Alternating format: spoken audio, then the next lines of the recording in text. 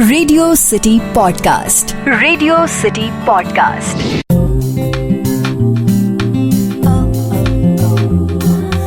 Love shot bye love Guru, only on radio city. என் வாழ்க்கையில் நான் பல விஷயங்களை எக்ஸ்பீரியன்ஸ் பண்ணதுக்கும் என்ஜாய் பண்ணதுக்கும் காரணம் கேசவண்ணா தான் அப்படின்னு சொல்லியிருக்காரு விஜய். இது ரேடியோ சிட்டி, நான் உங்கள் லவ் குரு. எங்கள் ஃபேமிலி ஒரு ப்ராப்பர் தமிழ்நாட்டு ஃபேமிலி. எங்கள் வீட்டு சாப்பாட்டிலேருந்து எங்கள் வீட்டு பில்டிங் வரைக்கும் எல்லாமே செட்டிநாடாக இருக்கும். ஆனால் நான் பிறக்கிறதுக்கு முன்னாடியே எங்கள் அப்பா அம்மா இங்கே செட்டில் ஆகிட்டாங்க. ஸோ நான் பிறந்தது வளர்ந்தது எல்லாமே இங்கே தான். ஊரில் இருக்க சொந்தக்காரங்கள்லாம் அடிக்கடி பார்ப்பேன், வருஷத்துக்கு ஒரு தடவை 2 தடவை போவோம்.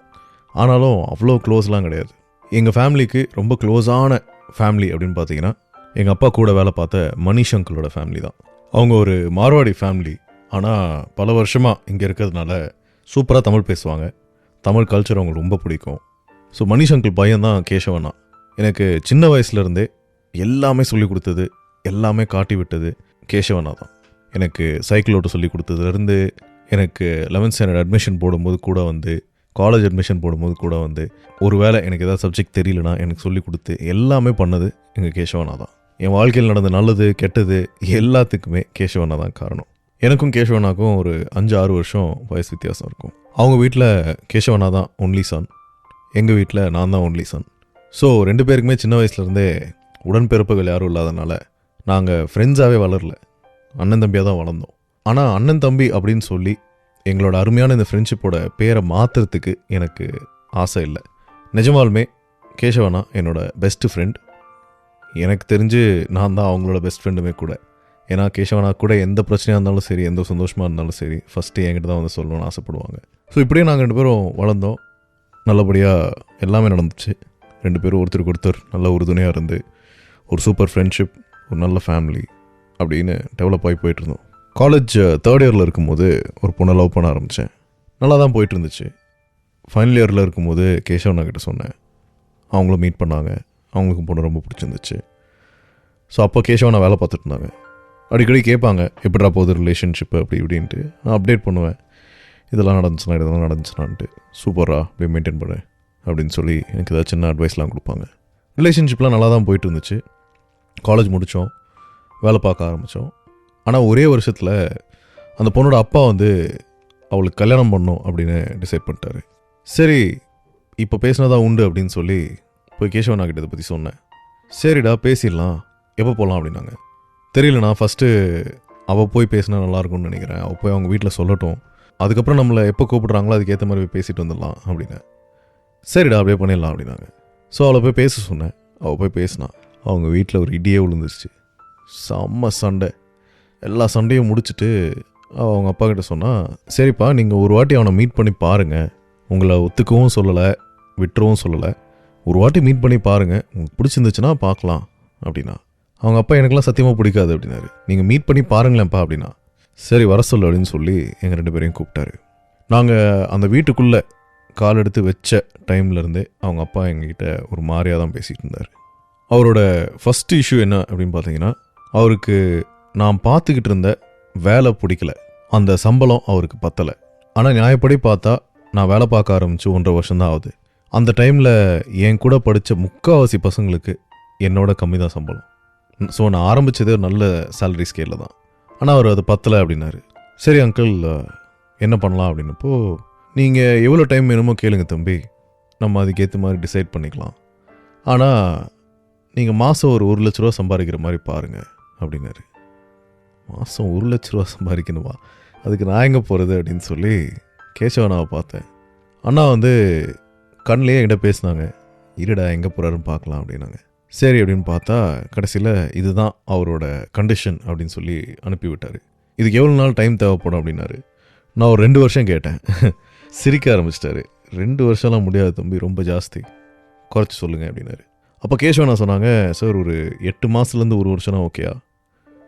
ட்ரை பண்ணலாம் அப்படின்னாரு. சரி சார், நீங்கள் உங்கள் பொண்ணுக்கு பையன் பாருங்கள், எங்கள் பையன் அதுக்குள்ளே ரெடி ஆகிட்டானா எங்கள் பையனை கட்டி வைங்க, ரெடி ஆகலைன்னா உங்கள் இஷ்டப்படி நீங்கள் உங்கள் பொண்ணுக்கு யாரை பார்க்குறீங்களோ அவங்களுக்கு கல்யாணம் பண்ணி வச்சுருங்க அப்படின்னாரு. எனக்கு ஒரு நிமிஷம் பக்குன்னு ஆயிடுச்சு. அப்போ தான் அவங்க அப்பா திரும்பி கேசவனாவை பார்த்து, நீங்கள் யார் அப்படின்னாரு. நான் உங்கள் அண்ணன் அப்படின்னு சொல்லி எல்லா டீட்டெயில்ஸும் சொன்னார். அடுத்த வாட்டி வரும்போது அப்பா அம்மாவோட வாங்க அப்படின்னு சொல்லி அனுப்பி விட்டார். அவங்க வீட்டிலேருந்து வெளியே வந்தோடனே கேசவனை வந்து என்ன ஒரு டீ கடைக்கு கூப்பிட்டு போயிட்டு அப்போ கேசவனை சொன்னாங்க, டேய் அவங்க அப்பா காசு நலையிறான், பொண்ணு நிஜமாலுமே ஒர்த்தா, உனக்கு பொண்ணு நிஜமாலுமே பிடிச்சிருக்கா இல்லை இதெல்லாம் விளையாட்டா அப்படின்னாங்க. இல்லை நான் நிஜமாலுமே பொண்ணு எனக்கு ரொம்ப பிடிச்சிருக்கு, தங்கமான பொண்ணுண்ணா, நம்ம கூப்பிட்டோன்னா வீட்டை விட்டு வெளில வருவாளா? கூப்பிட்டா வருவா, ஆனால் கூப்பிட வேணாண்ணா, தப்பு அப்படின்னேன். அது எனக்கும் தெரியுதுடா, கூப்பிட்டா வருவாளான்னு தான் கேட்டேன் அப்படின்னாரு. கூப்பிட்டா வருவாண்ணா, ஜாப் ரெடி பண்ணிடலாம். என் ஃப்ரெண்ட்ஸு சில பேர் சவுதியில் துபாயிலலாம் இருக்கானுங்க, அவனுங்கள்ட்ட கேட்டு பார்க்குறேன், அங்கெல்லாம் நிச்சயமாக நல்லா 1 lakh சம்பாதிக்க முடியும். ஆனால் உனக்கு அங்கெல்லாம் போகிறது ஓகேயா அப்படின்னாரு. அதெல்லாம் பிரச்சனை இல்லை, பார்த்துக்கலாம் அப்படின்னு. ஸோ உடனடியாக எல்லா வேலையும் ஆரம்பித்தாங்க. அவங்க ஃப்ரெண்ட்ஸ் ஒரு 4-5 பேரை காண்டாக்ட் பண்ணி, அதில் சில பேருக்கு என்ன நல்லாவே தெரியும். ஸோ அவங்க மூலியமாலாம் ட்ரை பண்ணி எனக்கு துபாயில் 2 ஆஃபர் வந்துச்சு. அந்த 2 ஆஃபரில் ஒரு ஆஃபரை எடுத்து நான் போய் துபாயில் வேலை பார்க்க ஆரம்பித்தேன்.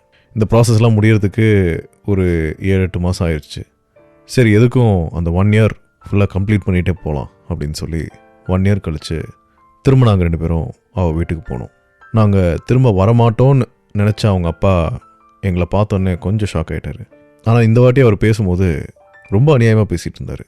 அதாவது ஒரு பொண்ணுக்காக இங்கே இருக்க உன் குடும்பம் எல்லாத்தையும் விட்டுட்டு நீ பாட்டு துபாய் போயிருக்க, நாளைக்கு வேறு ஏதோ ஒரு விஷயத்துக்காக என் பொண்ணை விட்டுட்டு நீ இர்ரெஸ்பான்சிபிளாக எங்கேயாவது போயிட்டீங்கன்னா என்ன பண்ணுவேன்?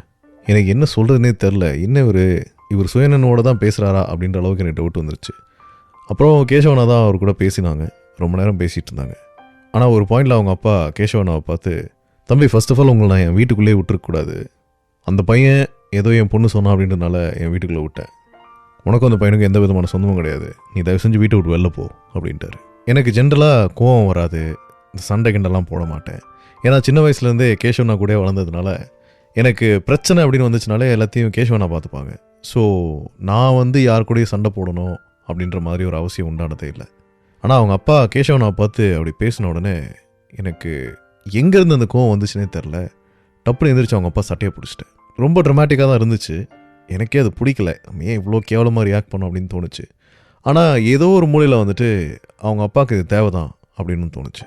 ஸோ சட்டையை பிடிச்சது மட்டும் இல்லாமல் அப்படியே தரையிலேருந்து ஒரு 2 inch மேலே தூக்கிட்டேன் அவங்க அப்பாவை. அவங்க அப்பா பயங்கர கோவமாயிட்டார். ஆனால் அவள் பயந்துட்டா. அவள் அந்த மாதிரி என்னை பார்த்ததே இல்லை. என்னடா இது புதுசாக இருக்குது, உனக்கு கோவம்லாம் வருது அப்படின்னு சொல்லி பயந்துட்டான். அதுக்கப்புறம் கேசவன் என்னை பிடிச்சி பின்னாடி இழுத்தாங்க. நான் அதுக்கப்புறம் எதுவுமே பேசலை, அப்படியே அந்த வீட்டை விட்டு வெளியே வந்துட்டேன். கேசவன் அவங்க அப்பா கிட்ட ஏதோ பேசிட்டு வெளில வந்தாங்க. என்னடா இதெல்லாம், ஏன்டா அப்படி பண்ணேன் அப்படின்னாரு. பின்ன நான் அந்த ஆள் அப்படி பேசிகிட்டு இருக்கான். டேய் அந்த ஆள் தான் அப்படி பேசலான்னு தெரியுதுல, உனக்கு எங்கடா போச்சு அறிவு அப்படின்னாரு. இல்லை உங்களை மட்டப்படுத்தி தான் எனக்கு ஒரு பொண்ணு கிடைக்குன்னா அந்த பொண்ணே எனக்கு வேணாம் அப்படின்னு. ஆனால் இதெல்லாம் சொல்லும்போது கூட மனசு பாரமாக தான் இருந்துச்சு. ஐயோ நம்ம காதலிச்ச பொண்ணு நம்மளுக்கு கிடைக்காம போகிறாளேன்ட்டு. ஆனால் அதுக்கப்புறம் நான் கிளம்பி துபாய் போயிட்டு ஒரு 6 மாதம் கழிச்சு தான் திரும்ப வந்தேன். அந்த கேப்பில் கேசவனா என்ன பண்ணாங்க, எப்படி பேசுனாங்க, என்ன சொன்னாங்க எதுவுமே எனக்கு தெரியாது. ஆனால் நான் திரும்ப வரும்போது அந்த பொண்ணோட அப்பா நாங்கள் 2 பேரும் கல்யாணம் பண்ணிக்கிறதுக்கு சம்மதம் அப்படின்னு ஒத்துக்கிட்டார். கேசவனா எனக்கு எவ்வளோ விஷயங்கள் பண்ணியிருக்காங்க. இருக்கிறதுலே ரொம்ப முக்கியமான விஷயம் இதுவாக தான் இருக்கணும். எனக்கு சொந்தமாக ஒரு அண்ணன் இருந்திருந்தால் கூட இந்த அளவுக்குலாம் பண்ணியிருப்பானான்னு தெரில. ஆனால் கேசவனா பண்ணாங்க, இன்னும் பண்ணுவாங்க அப்படின்னு இருக்காரு விஜய். இது ரேடியோ சிட்டி, நான் உங்கள் love Guru.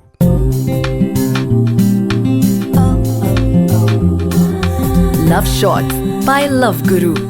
Only on Radio City. Radio City Podcast. Radio City Podcast.